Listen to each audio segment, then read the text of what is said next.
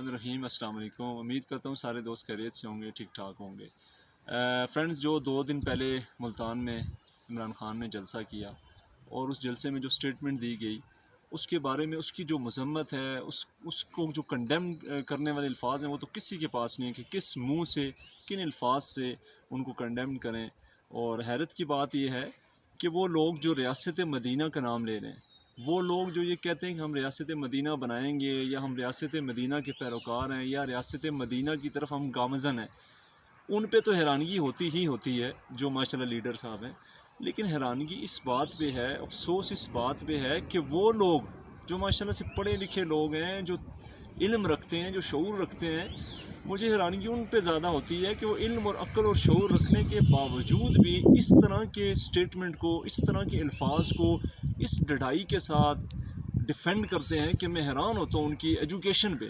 اور پھر وہ کیا ایگزامپلز دیتے ہیں کہ جی وہ پاکستان مسلم لیگ نون ہے، یا پیپلز پارٹی ہے، کوئی بھی جماعت ہے، اس نے بھی یہ کیا تھا۔ محترمہ شہید بینظیر بھٹو کی تصویریں پھینکی گئی تھیں، فلاں کیا تھا۔ ارے بھائی، بات یہ ہے کہ مسئلہ، اگر میں کسی کو گالی دیتا ہوں تو بدلے میں وہ بھی مجھے گالی دے دیتا ہے، تو پھر اس میں اور میرے میں کیا فرق رہ جاتا ہے؟ اگر کسی نے برا کیا تھا تو آیا آپ بھی برا کریں گے؟ آپ تو یہ کہہ رہے ہیں کہ ریاست مدینہ، اور ریاست مدینہ کا تصور کیا تھا؟ آپ صلی اللہ علیہ وآلہ وسلم نے کیا تعلیمات دی تھی اس میں؟ اور جو بیسک ہمیں جو دین سکھاتا ہے، وہ کہتا ہے معاف کر دینا۔ جو معاف کر دینے والا بندہ ہے وہ سب سے افضل اور بہتر ہے۔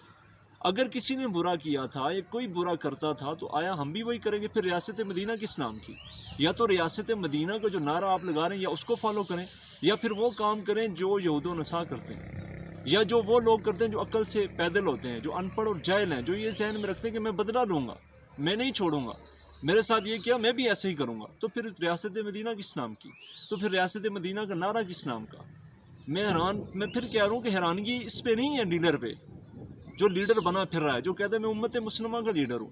ارے بھائی، آپ نے جو الفاظ استعمال کیے ہیں، جو آپ نے کہا، مجھے بتائیں ان کا مقصد کہنے کا یہی ہے کہ میں بہت ہینڈسم ہوں، میں بہت خوبصورت ہوں، میں بہت زیادہ کوئی بہت بڑی افلاطون ہوں کہ میرا نام بار بار لیا جا رہا ہے، اور کہیں خدا نہ خواستہ جو انہوں نے الفاظ استعمال کیے وہ یقین مانیں، وہ تو الفاظ جو ہے نا، وہ ایک تھڑے پہ بیٹھا ہوا، ایک گلی کے نکر پہ کھڑا ہوا لچا لفنگا بھی نہیں استعمال کرتا۔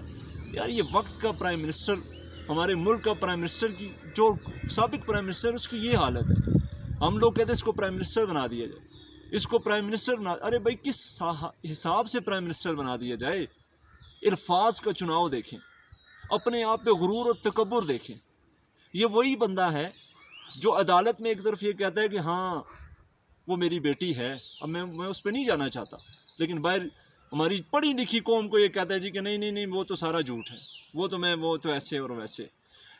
یہ بندہ، میری بات ایک ذہن میں رکھیے گا، میرے دوست بھائی جو بڑے پڑھے لکھے اور جو تبدیلی کے نعروں پہ پہلے آئے اور اب جو ہے غلامی کے نعروں سے گزر رہے ہیں، اور وہ کہتے ہیں جی ہم غلامی نہیں مانیں گے، ہم ایسا نہیں کریں گے، ہم ویسا نہیں کریں گے۔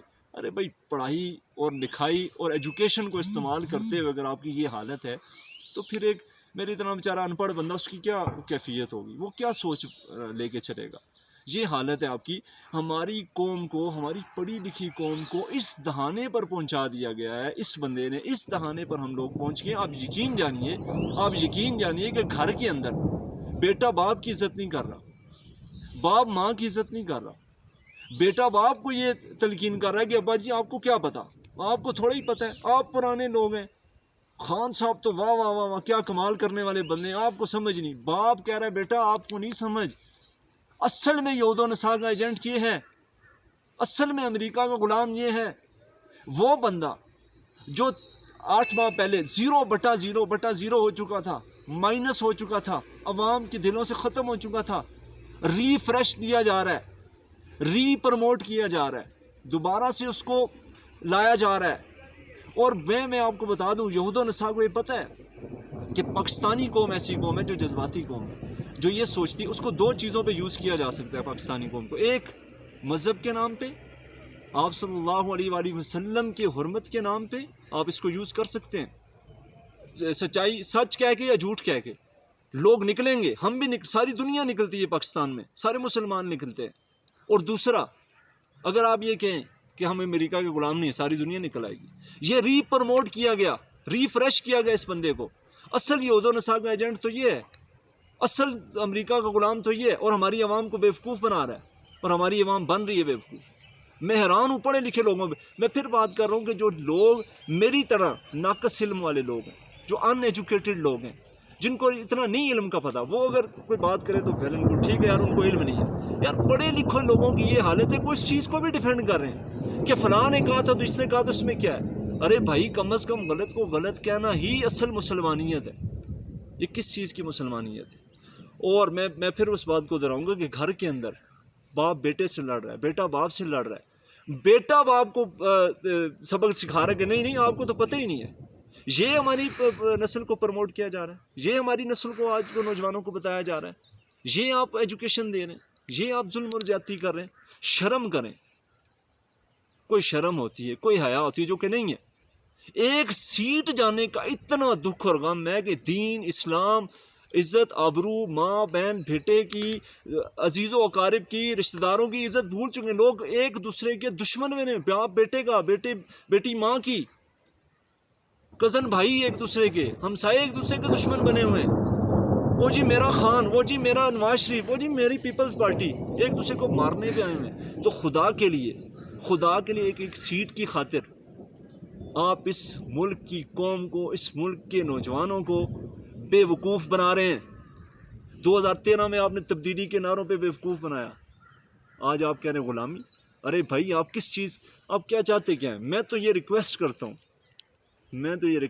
موجودہ گورنمنٹ سے بھی، اداروں سے بھی، ایز اے پاکستانی، کہ خدا کے لیے اس کو بنا دو بھائی پرائم منسٹر، اس کو بنا دو واپس پرائم منسٹر۔